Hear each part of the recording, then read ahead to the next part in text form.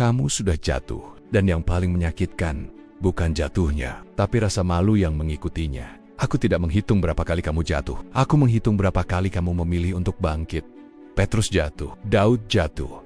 Elia pun pernah rebah dan meminta untuk mati. Tapi cerita mereka tidak berakhir di titik jatuhnya, dan ceritamu pun tidak. Jangan bersuka cita atas aku, hai musuhku. Sekalipun aku jatuh, aku akan bangun pula. Mika 7, ayat 8. Kamu sudah pernah jatuh sebelumnya, dan kamu masih di sini. Itu bukan kebetulan.